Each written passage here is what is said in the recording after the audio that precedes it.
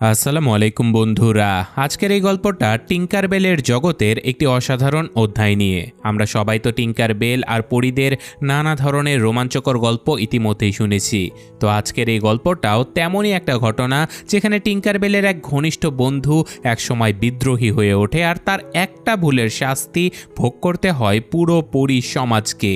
কিন্তু শেষ পর্যন্ত সে কি নিজের ভুল বুঝতে পারবে, নাকি সবাইকে আরও বড় বিপদের মুখে ঠেলে দেবে, সেটাই আজকের গল্পে দেখার বিষয়। তো গল্পের শুরুতে আমরা দেখতে পাই পরীদের জাদুকরী রাজ্য ফেয়ারিল্যান্ড। পৃথিবীর সব থেকে সুন্দর জায়গাগুলোর একটা ছিল এটা, যেখানে চারিদিকে অসংখ্য গাছপালা, রঙিন ফুল আর সুবাসে ভরা বাগান, এছাড়াও মনোমুগ্ধকর প্রকৃতি দিয়ে ঘেরা ছিল। এই রাজ্যের সবথেকে মূল্যবান সম্পদ হলো এক ধরনের বিশেষ জাদুর গুঁড়ো, যার নাম স্টারডাস্ট। প্রত্যেকটা পরীরই আলাদা আলাদা বিভিন্ন রকমের ক্ষমতা রয়েছে, আর সেই ক্ষমতার উৎস এই ম্যাজিক্যাল ডাস্ট। কারো ক্ষমতা পানিকে নিয়ন্ত্রণ করা, কারো ক্ষমতা আলোকে নিয়ন্ত্রণ করা, আবার কেউ বা বাতাসকে নিয়ন্ত্রণ করতে পারে। এছাড়াও অনেকেই খুবই দ্রুত উড়তেও পারে। সবাই মিলে একে অপরকে সাহায্য করে আর তাদের দুনিয়াটাকে সুন্দর আর রঙিন বানিয়ে রাখে। বাইরের পৃথিবীতে কোনো সমস্যা দেখা দিলে সকল পরীরা একসঙ্গে এই সমস্যার মোকাবিলাও করে। তবে সব পরী তো আর একরকম হয় না, সবার মাঝেও কেউ কেউ একটু আলাদা হয়ে থাকে। এমনই এক পরীর নাম ছিল জারিনা। জারিনা ছিল ভীষণ দুষ্টু আর অনেক কৌতূহলী। তার মাথায় সব সময় নতুন নতুন সব চিন্তা ঘুরপাক খেত। সে সব কিছু নিয়ে পরীক্ষা নিরীক্ষা করতে ভালোবাসতো। সবাই যখন নিয়ম মেনে তাদের কাজ করত, তখন জারিনা ভাবতো যে এত নিয়ম মানার কি আছে, এই কাজটা তো অন্যভাবেও করা যায়, আর ওই কাজটা ওইভাবে করে দেখলে কেমন হয়। তো জারিনার নিজস্ব আসলে কোনো জাদুকরী ক্ষমতা ছিল না। সে ছিল একজন ডাস্ট কিপার, অর্থাৎ ম্যাজিক্যাল ডাস্টের রক্ষণাবেক্ষণের দায়িত্বে থাকা একজন সামান্য পরী। যে সোনালি ডাস্টের কারণে সকল পরীরা শক্তি পায়, সেটাকে শুধু সংরক্ষণই নয় বরং তৈরিও করতে হয়। আর সেই কাজই করা হতো একটা বিশাল ডাস্ট কারখানায়, যেখানে কাজ করত জারিনা। এরই মধ্যে জারিনা কারখানাতে পৌঁছে যায় আর কাজ শুরুর সংকেত হিসেবে একটা বড় ঘন্টাও বাজানো হয়। তারপর সকল পরীরা নিজেদের কাজে যথারীতি ব্যস্ত হয়ে পড়ে। ছোট ছোট পাতার তৈরি প্যাকেটে ডাস্ট ভরে পুরো ফেয়ারিল্যান্ডে পাঠিয়ে দেয়া হয়। জারিনাও অন্য পরীদের সঙ্গে কাজ শুরু করে দেয়, যেমন ডাস্ট প্যাকেট করা, গুছিয়ে রাখা, সব কিছুই ঠিকঠাকই চলছিল। কিন্তু কাজের ফাঁকেও তার দুষ্টুমি থামছিল না। তাই সে মজা করতে করতে একটু সোনালি ডাস্ট নিজের মাথার উপরে ছিটিয়ে দেয়। সঙ্গে সঙ্গে তার চুল একেবারে ঝলমলে সোনালি রঙে জ্বলে ওঠে আর বাতাসে ভাসতে শুরু করে। এই দৃশ্য দেখে আশেপাশে সকল পরীরা কাজ ফেলে তার দিকেই তাকিয়ে থাকে, যেন মুহূর্তের জন্য পুরো কারখানার কাজই বন্ধ হয়ে গেছে। কারণ ফেয়ারিল্যান্ডের নিয়মকানুন ছিল অত্যন্ত গুরুত্বপূর্ণ, আর জারিনা ছিল সেই কয়েকজনের মধ্যে একজন যে কিনা সুযোগ পেলেই কোনো না কোনো নিয়ম ভেঙে ফেলত। ঠিক তখনই সেখানে এসে উপস্থিত হয় কারখানার প্রধান ডাস্ট কিপার গ্যারি। গ্যারি জারিনাকে নিজের সঙ্গে নিয়ে যায়। তিনি তাকে এমন একটা গোপন বিষয় দেখাতে চান যা খুব কম পরীরাই জানত। সোনালি ডাস্ট ছাড়াও আরও এক ধরনের বিশেষ ডাস্ট ছিল, যেটা ছিল ব্লু ডাস্ট। এটা সাধারণ সোনালি ডাস্টের তুলনায় বহু গুণ বেশি শক্তিশালী ছিল, আর মাত্র এক ফোঁটা ডাস্ট 1000 গুণ শক্তি বাড়িয়ে দিতে পারে সোনালি ডাস্টের। তাই প্রত্যেকটা মিশ্রণে খুবই সতর্কভাবে এর এক ফোঁটার বেশি ব্যবহার করা হয় না। তো এখানে গ্যারির বিশ্বাস ছিল যে জারিনা যতই দুষ্টুমি করুক না কেন, সে আসলে খুবই বুদ্ধিমান ছিল। তো একদিন সে অনেক বড় এবং দক্ষ ডাস্ট কিপার হতে পারবে, এটা ছিল গ্যারির অন্ধবিশ্বাসের মতো। সেই কারণে গ্যারি তাকে এই গোপন তথ্যটা জানিয়ে দেয়। কিন্তু জারিনার কৌতূহল একেবারে থামার বিষয় ছিল না। সে সঙ্গে সঙ্গে পাল্টা প্রশ্ন করে বসে যে ডাস্ট সবসময় সোনালি রঙেরই কেন হয়? এটা কি বেগুনি, সবুজ বা লাল হতে পারে না? গ্যারি হালকা হেসে উত্তর দেয় যে এই নিয়ম তো আর আজকের নয়, বহু বছরের পুরনো নিয়ম। ডাস্টের সূত্র এমনভাবেই তৈরি করা হয়েছে যাতে সব কিছুই ঠিকঠাক মতো কাজ করতে পারে। যদি এর মাঝে কোনো পরিবর্তন আনা হয়, তাহলে পরীদের ক্ষমতাতেও অপ্রত্যাশিত পরিবর্তন ঘটতে পারে। তাই এইসব নিয়ে পরীক্ষা নিরীক্ষা না করাই ভালো। কিন্তু গ্যারির সতর্কবাণী জারিনার মাথায় খুব একটা ঢোকে না। তার মনে হয় যে একটু চেষ্টা করে পরীক্ষা নিরীক্ষা করলে নিশ্চয়ই নতুন কিছু আবিষ্কার করা সম্ভব হবে। এই ভেবে সে নিজের হাতে থাকা একটা বালা বা ব্রেসলেটের উপরে সোনালি ডাস্টের সঙ্গে এক ফোঁটা নীল ডাস্ট মিশিয়ে দেয়, আর তারপরে শুরু হয় আসল বিপদ। কারণ ব্রেসলেটটি হঠাৎই ভয়ঙ্কর শক্তিশালী হয়ে ওঠে আর সেটা নিয়ন্ত্রণের বাইরে চলে গিয়ে চারিদিকে ছুটে বেড়াতে থাকে। ধাক্কা মারতে মারতে পুরো ঘরে তাণ্ডব সৃষ্টি করে ফেলে আর একসময় ওই ব্রেসলেট গ্যারিকেও মাটিতে ফেলে দেয়। এই দৃশ্য দেখে গ্যারি প্রচণ্ড রেগে যায়। তিনি জারিনাকে কঠোরভাবে বকাঝকা করে বলে যে তুমি কেন আমার কোনো কথা বুঝতে চাও না, আমি স্পষ্টভাবে তোমাকে নিষেধ করেছিলাম এইসব কিছু করতে। তারপর তিনি তাকে সতর্ক করে দেন যেন ভবিষ্যতে আর কখনো জারিনা এইসব কাজ না করে। তো এখানে বকুনি খেয়ে জারিনা চুপচাপ নিজের বাড়িতে ফিরে আসে, কিন্তু তার স্বভাব আসলে একটুও বদলায়নি। পরীক্ষা নিরীক্ষা করা ছিল তার সব থেকে প্রিয় কাজ, তাই তার কাছে একটা বিশেষ গবেষণার খাতাও ছিল যেখানে সে বিভিন্ন ধরনের ডাস্ট তৈরির নোটস লিখে রাখত। তার স্বপ্ন ছিল নতুন কোনো এক ধরনের ডাস্ট তৈরি করা এবং এক ডাস্টকে অন্য কোনো ডাস্টে রূপান্তর করা, কিন্তু এতদিন ধরে চেষ্টা করেও সে কোনো সফল ফলাফল পায়নি। ঠিক তখনই তার মাথায় লেগে থাকা নীল ডাস্টের একটা ক্ষুদ্র কণা নিচে পড়ে যায়। হঠাৎ সেই কণাটা দেখে তার মাথায় একটা নতুন আইডিয়া চলে আসে। সে সোনালি ডাস্টের সঙ্গে সেই নীল ডাস্টের সামান্য অংশ মিশিয়ে একটা নতুন ধরনের ডাস্ট তৈরি করে ফেলে। আর আশ্চর্যের বিষয় ছিল এবার তার পরীক্ষা সফল হয়ে যায়, কারণ নতুন ডাস্টটা ব্যবহার করতে জারিনা আলো নিয়ন্ত্রণ করার ক্ষমতা পেয়ে যায়। এখন সে নিজের ইচ্ছে মতো আলো তৈরি করতে পারে, আলোকে নড়াচড়া করাতে পারে এবং তার দিকও পরিবর্তন করাতে পারে। সফলতার আনন্দে আত্মহারা হয়ে জারিনা ছুটে চলে যায় তার সব থেকে কাছের বন্ধু টিঙ্কারবেলের কাছে। সে উচ্ছ্বসিত কণ্ঠে নিজের আবিষ্কারের কথা টিঙ্কারবেলকে জানিয়ে দেয়। টিঙ্কারবেল নিজেও অনেক খুশি হয়ে যায় আর সে বলে, তাহলে চল আমরা একসঙ্গে আরও পরীক্ষা নিরীক্ষা চালাই। তো এরপর দুজন মিলে নানা ধরনের ডাস্ট একসঙ্গে মেশাতে শুরু করে আর তারা দেখতে চায় যে নতুন কি কি জাদু তৈরি করা সম্ভব হবে এইসব নতুন ধরনের ডাস্টের মাধ্যমে। কিন্তু কিছুক্ষণ পরে টিঙ্কারবেলের মনে এক ভয়ঙ্কর অস্বস্তি তৈরি হয়ে যায়। সে চিন্তিত হয়ে বলে, আমার মনে হচ্ছে আমরা একটু বেশি ঝুঁকি নিয়ে ফেলছি, যদি কোনো বিপদ ঘটে যায়। কিন্তু জারিনা তখন নিজের আবিষ্কারের নেশায় একেবারে বুঁদ হয়েছিল। সে কোনোভাবেই থামতে চায় না। তার হাতে থাকা নতুন ডাস্টটা ছিল অত্যন্ত শক্তিশালী আর ঠিক তখনই অসাবধানতাবশত সেই ডাস্টের কিছু অংশ পাশেরই একটা গাছের উপরে পড়ে যায়। মুহূর্তের মধ্যে গাছটা অস্বাভাবিক দ্রুত গতিতে বড় হতে থাকে। তার ডালপালা আর শেকড় চারিদিকে ছড়িয়ে পড়ে। শেকড়গুলো বাড়ির দেয়াল ভেঙে বাইরে চলে যায় এবং থামার বদলে আরও এগিয়ে যেতে থাকে। কিছুক্ষণের মধ্যেই সেই বিশাল শেকড় পৌঁছে যায় ডাস্ট তৈরির কারখানায়। সেই কারখানায় যেখানে পুরো ফেয়ারিল্যান্ডের জন্য সোনালি ডাস্ট তৈরি করা হতো। মুহূর্তের মধ্যে চারিদিকে বিশৃঙ্খলা ছড়িয়ে পড়ে। গাছের বিশাল শেকড় কারখানার যন্ত্রপাতি জড়িয়ে ধরে, সবকিছু ভেঙে চুরে ফেলতে শুরু করে। মনে হচ্ছিল মুহূর্তের মধ্যেই পুরো জায়গাটাই ধ্বংস হয়ে যাবে। আর ঠিক তখনই সেখানে ছুটে আসে প্রধান ডাস্ট কিপার গ্যারি। জারিনার এই বেপরোয়া পরীক্ষার কারণে পুরো ডাস্ট কারখানা এখন ধ্বংসের মুখে পড়ে গিয়েছিল। চারিদিকে বিশৃঙ্খলা ছড়িয়ে পড়ে আর এই ঘটনা দেখে প্রধান ডাস্ট কিপার গ্যারি ভীষণ ক্ষুব্ধ হয়ে ওঠে। শেষ পর্যন্ত রানীর সঙ্গে আলোচনা করে একটা কঠিন সিদ্ধান্ত নেওয়া হয়, যেখানে জারিনাকে ফেয়ারিল্যান্ড থেকে নির্বাসিত করা হবে। তাকে জানিয়ে দেয়া হয়, যদি তুমি এখানে থাকো তাহলে দিন দিন আরও বিপজ্জনক হয়ে উঠবে, তাই তোমাকে এই জায়গা ছেড়ে চিরদিনের মতো চলে যেতে হবে। এই কথা শুনে তো জারিনার মনই ভেঙে যায়। সে কখনোই ফেয়ারিল্যান্ডের ক্ষতি করতে চায়নি। সে শুধুমাত্র নতুন কিছু আবিষ্কার করতে চেয়েছিল, কিন্তু তার ভুলের ফল এত বড় হয়ে দাঁড়িয়েছে যে এখন তাকে নিজের বাড়ি, নিজের বন্ধু আর নিজের পৃথিবীটাও ছেড়ে চলে যেতে হবে। চোখে পানি নিয়ে জারিনা নিজের সামান্য জিনিসপত্রগুলো গুছিয়ে নিতে থাকে। তারপর সেই রাতে সে ফেয়ারিল্যান্ড ছেড়ে অজানা পথে পাড়ি জমায়। আর এরপর গল্প 1 বছর এগিয়ে যায়। 1 বছর পরে ফেয়ারিল্যান্ডে শুরু হয় বছরের সবথেকে বড় উৎসব। এটা ছিল বার্ষিক পরী উৎসব, যেখানে দূর দূরান্তর থেকে বিভিন্ন ধরনের পরীরা অংশ নিতে আসে। শীতের পরীরা আসে, গ্রীষ্মের পরীরা আসে, রাজপরীরাও এখানে উপস্থিত হয়।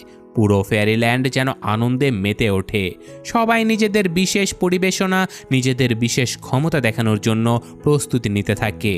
টিঙ্কারবেলেরও এখানে একটা দল ছিল আর তারাও অনুষ্ঠানে অংশ নিতে যাচ্ছিল। যেমন শীতের পরীদের দল মঞ্চে উঠে অসাধারণ একটা প্রদর্শনী উপহার দেয়। তাদের জাদু আর সৌন্দর্য দেখে সবাই মুগ্ধ হয়ে যায়। চারিদিকে তখন উৎসবের আমেজ লেগেছিল। সকল পরীরা আনন্দের সঙ্গে অনুষ্ঠান উপভোগ করছিল। আর ঠিক সেই সময় এক পুরুষ পরীকে আমরা দেখতে পাই, যার নাম ব্ল্যাঙ্ক। সে কিছুক্ষণের জন্য অনুষ্ঠান স্থল ছেড়ে অন্যদিকে চলে যায়, আর এই সুযোগে সেখানে হাজির হয় জারিনা। কিন্তু এই এক বছরে জারিনা আগের চেয়েও অনেক বেশি শক্তিশালী আর বিপজ্জনক হয়ে উঠেছে। সে নিজের গবেষণা আর পরীক্ষা নিরীক্ষাকে অনেক বড় পর্যায়ে নিয়ে গেছে। বিশেষ এক জাদুকরী ডাস্ট ব্যবহার করে সে মুহূর্তের মধ্যেই বিশাল বিশাল ফুল ফুটিয়ে তোলে, আর তারপর সেই ফুলগুলো থেকে গোলাপি রঙের এক অদ্ভুত ডাস্ট ছড়িয়ে পড়তে থাকে। ডাস্টগুলো বাতাসে ভেসে পুরো উৎসবের উপরে ছড়িয়ে পড়ে। প্রথমে তো সবাই মুগ্ধ হয়ে এই দৃশ্য দেখতে থাকে, আর পরীরা ভাবে, আহা কি সুন্দর দৃশ্য, এত চমৎকার জাদু করলোটাকে।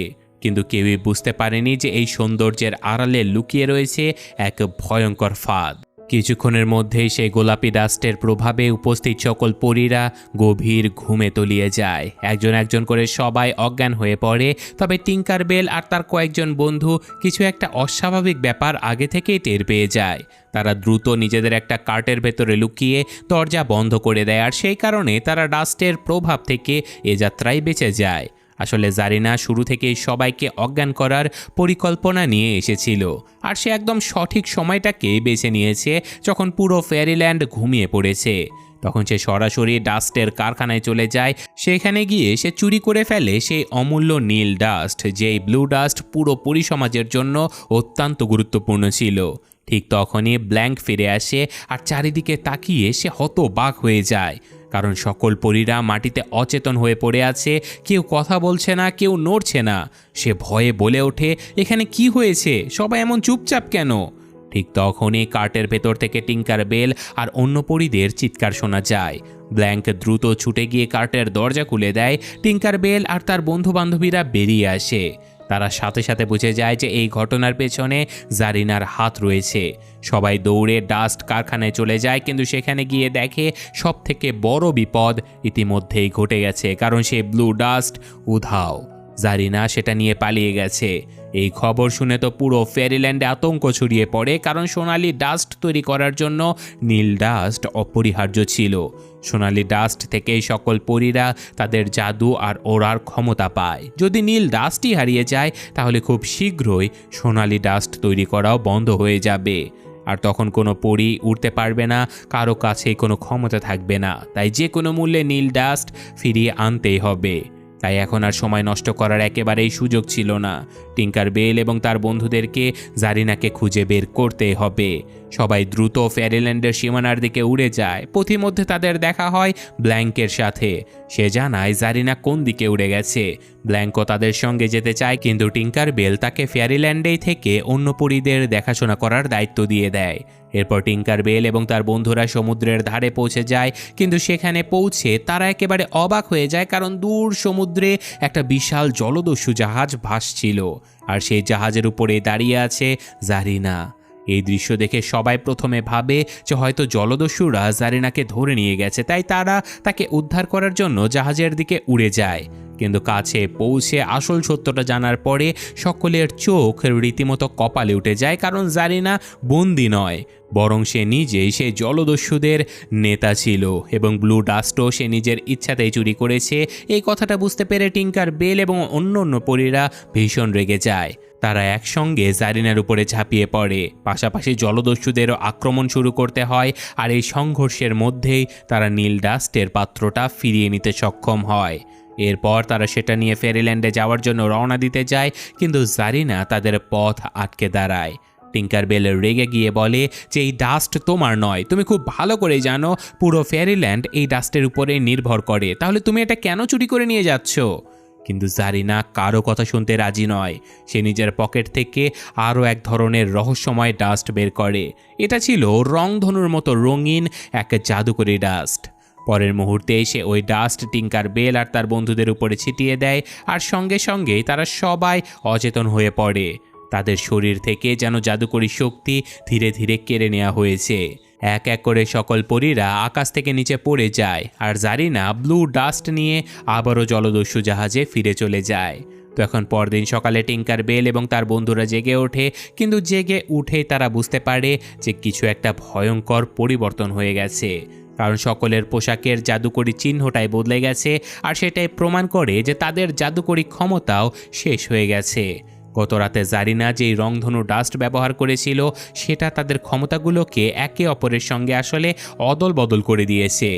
এখন কেউ আর নিজের আসল ক্ষমতার মালিকই ছিল না, প্রত্যেকের কাছে অন্য কারো ক্ষমতা চলে এসেছে। ফলে কেউই এই নতুন শক্তি ঠিকমতো ব্যবহারই করতে পারছিল না। সবাই বিভ্রান্ত হয়ে নিজেদের ক্ষমতা পরীক্ষা করতে শুরু করে, আর ঠিক তখনই টিঙ্কার বেল বুঝতে পারে যে তার নিজের টিঙ্কার প্রতিভা এখন আর নেই। তার বদলে সে এখন পানিকে নিয়ন্ত্রণ করার ক্ষমতা পেয়ে গেছে, আর এই নতুন শক্তি আবিষ্কার করে সে দ্রুত অন্য পরিদেরও নিজেদের নতুন ক্ষমতা পরীক্ষা করে চেষ্টা করতে বলে। টিঙ্কার বেল বুঝতে পারে যে সবাই যদি দ্রুত নিজেদের নতুন ক্ষমতা ব্যবহার করতে না শেখে তাহলে তারা কখনোই জারিনাকে ধরতে পারবে না। তাই সে সবাইকে সেখান থেকে বের হয়ে নিজেদের শক্তি পরীক্ষা করতে বলে, কিন্তু সমস্যাটা ছিল আসলে অন্য জায়গায়। কারণ কারোরই নিজের ওই নতুন ক্ষমতার উপরে একেবারে নিয়ন্ত্রণ ছিল না। একজন যা করতে চাচ্ছিল ফলাফল হচ্ছিল সম্পূর্ণ উল্টো। এদিকে সেদিকে ছুটতে গিয়ে সবাই ভুল করে টিঙ্কার বেলের সঙ্গে ধাক্কা খেয়ে বসে, আর টিঙ্কার বেলও তখনও তার নতুন জলশক্তিকে ঠিকমতো নিয়ন্ত্রণ করতে পারছিল না। ফলে মুহূর্তের মধ্যেই বিশাল এক পানির ঢেউ তৈরি হয়ে যায়। সেই ঢেউয়ের সঙ্গে ভেসে সবাই গড়িয়ে ধপাস করে পড়ে একটা বিশাল ডিমের উপরে, আর সেই সঙ্গে ডিমটা আবার ভেঙে যায়। ডিমটা ছিল একটা কুমিরের। ডিম ভেঙে যেতে সবাই তো ভয়ে পিছিয়ে যায়, কারণ কে জানে ভেতর থেকে কি বের হবে। কিন্তু কয়েক সেকেন্ড পর যখন ছোট্ট একটা কুমির ছানা বেরিয়ে আসে তখন দৃশ্যটা একেবারে অন্যরকম হয়ে যায়। কারণ রোসেটা ঠিক ডিমটার উপরেই বসেছিল, তাই সদ্য জন্ম নেয়া কুমির ছানাটা রোসেটাকে নিজের মা মনে করে ফেলে। সে আদর করে রোসেটার গায়ে গা ঘষতে থাকে, এমনকি তাকে জড়িয়েও ধরে।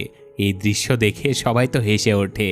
অন্যদিকে সিলভার মিস্টের কাছে এসে পড়েছিল উড়ে যাওয়ার বিশেষ ক্ষমতা, তাই সে অনেক উঁচুতে উঠে চারপাশ পর্যবেক্ষণ করতে থাকে। উপরে থেকে দেখে সে বুঝতে পারে যে জলদস্যুদের জাহাজ আসলে এখান থেকে খুব বেশি দূরে যায়নি। এখনও চাইলে তাদেরকে ধরা সম্ভব। কিন্তু নতুন আরও একটা সমস্যা দেখা যায় যে কোনো পরী স্বাভাবিকভাবে আসলে উড়তে পারছিল না। প্রথমত তাদের কাছে কোনো ডাস্ট ছিল না, আর দ্বিতীয়ত পানিতে ভিজে যাবার কারণে সকলের ডানা অনেক ভারী হয়ে গিয়েছিল। তাই দ্রুত গতিতে উড়ে যাওয়া কারো পক্ষেই সম্ভব ছিল না। তখন সিলভার মিস্ট একটা বুদ্ধি বের করে। সে সবাইকে ওই বিশাল কুমিরের ডিমের খোলসের উপরে বসায়, আর তারপর নিজের ওড়ার ক্ষমতা ব্যবহার করে পুরো দলটাকে টেনে নিয়ে জলদস্যুদের জাহাজের দিকে রওনা দেয়। এদিকে জাহাজে আবার সম্পূর্ণ ভিন্ন দৃশ্য চলছিল, কারণ সকল জলদস্যুরা ভীষণ আনন্দে মেতে আছে, কারণ তারা বিশ্বাস করেছিল যে তাদের ভাগ্য এখন বদলে যেতে চলেছে। জারিনা তাদের একটা অসাধারণ প্রতিশ্রুতি দিয়েছিল, কারণ সে বলেছিল যে ব্লু ডাস্ট পেলে সে পুরো জাহাজটাকে আকাশে উড়িয়ে দিতে পারবে। এই কারণে জলদস্যুরা তাকে নিজেদের ক্যাপ্টেন হিসেবে মেনে নিয়েছিল। অবশেষে তারা একটা দ্বীপে পৌঁছে যায়। এই দ্বীপটার নাম ছিল স্কাল আইল্যান্ড। তো নির্বাসনের পরে দীর্ঘদিন ধরে জারিনা এখানে বসবাস করেছে, এমনকি সে এখানে নিজের একটা গবেষণাগারও তৈরি করেছিল। ব্লু ডাস্ট পাবার পরে সে দ্রুত তার কাজে নেমে পড়ে। সে সোনালি ডাস্টের সঙ্গে ব্লু ডাস্ট মিশিয়ে নতুন এক শক্তিশালী মিশ্রণ তৈরি করে ফেলে। ফলে সেই ডাস্ট আগের তুলনায় অনেক বেশি ক্ষমতাশালী হয়ে ওঠে। কিন্তু জলদস্যুদের পুরনো মানব ক্যাপ্টেন তখনও পুরো ব্যাপারটা নিয়ে সন্দেহের বসে ছিল। সে কৌতূহলী হয়ে জিজ্ঞাসা করে, আমরা কি সত্যি উঠতে পারবো? সেটা কিভাবে সম্ভব? তার জবাব না দিয়ে জারিনা সরাসরি প্রমাণ দেখানোর সিদ্ধান্ত নেয়। তাই সে কিছু ডাস্ট সেই ক্যাপ্টেনের গায়ে ছিটিয়ে দেয়, আর পরের মুহূর্তে এই লোকটা মাটি থেকে ভেসে হাওয়ায় উড়ে যায়। প্রথমে তো ভয়ে তার হাত পা কাঁপতে থাকে, কিন্তু ধীরে ধীরে সে উড়তেও শিখে যায়, আর তখন তার আনন্দের একেবারে সীমায় থাকে না। এদিকে টিঙ্কার বেল এবং তার বন্ধুরাও স্কাল আইল্যান্ডে পৌঁছে গেছে। এখানে তাদের লক্ষ্য ছিল ব্লু ডাস্ট উদ্ধার করা, কিন্তু সবার ক্ষমতা অদলবদল হয়ে যাওয়ায় কেউই ঠিকমতো একসঙ্গে কাজই করতে পারছিল না। ফলে তারা গোপনে ঢুকলেও খুব বেশি দূর এগোতে পারেনি। ব্লু ডাস্ট চুরি করার আগে জারিনা তাদেরকে দেখে ফেলে, আর তারপর জলদস্যুরা সবাই তাদেরকে ধরে ফেলে। আর একে একে সকল পরীদের একটা খাঁচার ভেতরে বন্দি করে রাখা হয়। এদিকে মানব ক্যাপ্টেনের আচরণও বদলাতে শুরু করেছে, কারণ উড়তে পারার ক্ষমতা পাবার পরে তার আত্মবিশ্বাস এখন অহংকারে পরিণত হয়ে যায়। সে বুঝতে পারে যে এখন আর জারিনার সাহায্যের কোনো প্রয়োজনই নেই, কারণ ডাস্ট ব্যবহার করে সে নিজেই তার জাহাজটাকে উড়াতে পারবে। তাই নিজের স্বার্থ শেষ হয়ে যাওয়ার কারণে সঙ্গে সঙ্গে সে জারিনাকেও বন্দি করে ফেলে। এতদিন যাদের জন্য সে কাজ করেছে তারাই তাকে বিশ্বাসঘাতকতার শিকার করলো। এই ব্যাপারটা দেখে জারিনা ভীষণ কষ্ট পায়। সে বুঝতে পারে যে মানুষদের উপরে বিশ্বাস করে সে কত বড় ভুল করেছে। অন্যদিকে খাঁচার ভেতরে বন্দি পরীরা এখান থেকে পালানোর চেষ্টা করছিল, কিন্তু এক বৃদ্ধ জলদস্যু বারবার তাদেরকে থামিয়ে দিতে থাকে। আর ঠিক তখনই সেখানে হাজির হয় সে ছোট্ট কুমির ছানাটা। সে এখনও রোসেটাকে নিজের মা মনে করত। কুমির ছানাটা খাঁচার কাছে এসে নানা ধরনের কাণ্ড করতে থাকে, আর শেষ পর্যন্ত খাঁচার দরজাটাই খুলে ফেলে। এভাবেই সকল পরীরা মুক্ত হয়ে যায়। আর পরীরা পালিয়ে যাওয়ার চেষ্টা করতে সে বৃদ্ধ জলদস্যু তাদের আক্রমণ করতে এগিয়ে আসে, কিন্তু সেই ছোট্ট কুমির ছানাটা এবার ওই বৃদ্ধের উপরে ঝাঁপিয়ে পড়ে। ফলে জলদস্যুটা ব্যস্ত হয়ে পড়ে লড়াইয়ে, আর সেই সুযোগে পরীরা এখান থেকে বেরিয়ে যায়। সবাই দ্রুত ব্লু ডাস্টের কাছে পৌঁছে যায়, আর অবশেষে তারা ডাস্টের পাত্র হাতে পেয়ে যায়। আর সেটা নিয়ে পালিয়ে যাওয়ার ঠিক আগ মুহূর্তে বিপদ আবারও তাদের সামনে এসে দাঁড়ায়, কারণ সেই ক্যাপ্টেন বন্দি জারিনাকে টেনে নিয়ে আসে আর তারপর চিৎকার করে বলে, যদি ব্লু ডাস্ট আবারও আগের জায়গাতে তোমরা না রাখো তাহলে আমি জারিনাকে সোজা সমুদ্রে ফেলে দেব। টিঙ্কার বেল এখন দ্বিধায় পড়ে যায়। সে জানতো ডাস্ট ফিরিয়ে দিলে পরিস্থিতি আরও খারাপ হবে, কিন্তু একজন পরীকে মরতে দেয়া তার জন্য সম্ভব ছিল না। তাই বাধ্য হয়ে সে ব্লু ডাস্ট আবারও আগের জায়গাতে রেখে দেয়। আর এবার ক্যাপ্টেন তার বহুদিনের স্বপ্ন পূরণ করার প্রস্তুতি নিয়ে ফেলে।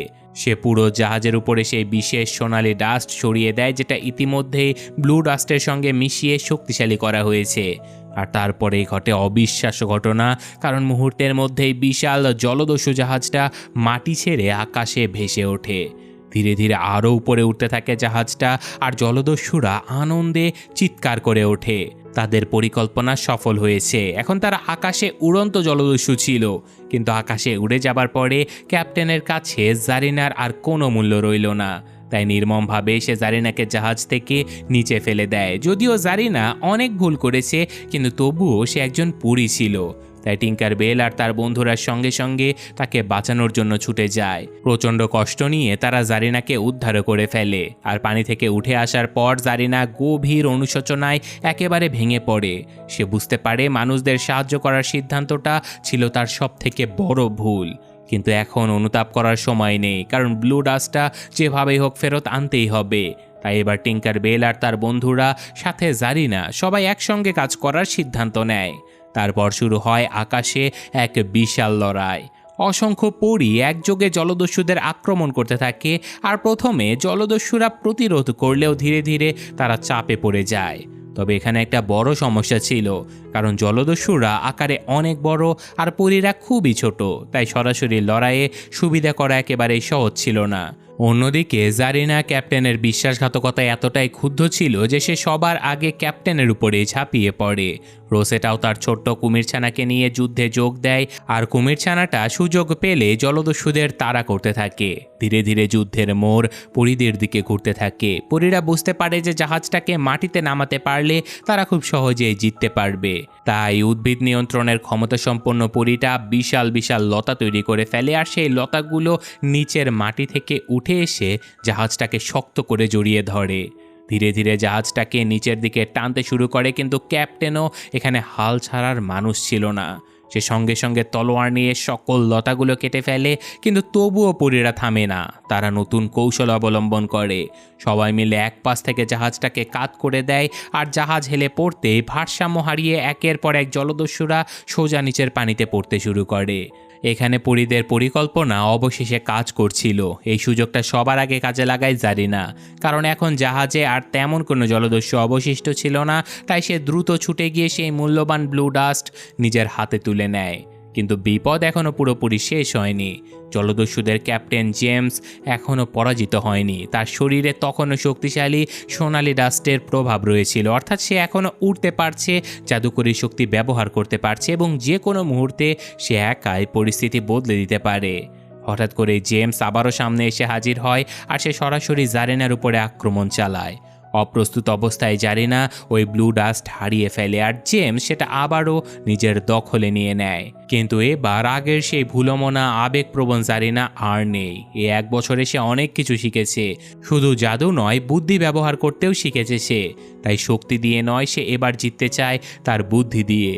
মুহূর্তের মধ্যেই সে ব্লু ডাস্টের একটা ছোট্ট কণা তুলে জেমসের দিকে ছুঁড়ে মারে। কারণ ব্লু ডাস্ট সোনালি ডাস্টের মতো ছিল না, ব্লু ডাস্ট ছিল অবিশ্বাস্য রকমের শক্তিশালী। এত শক্তি একসঙ্গে সামলানোর ক্ষমতা জেমসের মাঝে ছিলই না। ব্লু ডাস্টের প্রভাব পড়তেই তার শরীরে জাদুকরী শক্তি একেবারে নিয়ন্ত্রণের বাইরে চলে যায়। সে আকাশে এদিকে সেদিকে ছিটকে বেড়াতে থাকে আর নিজের ক্ষমতার উপরে তার কোনো নিয়ন্ত্রণ থাকে না।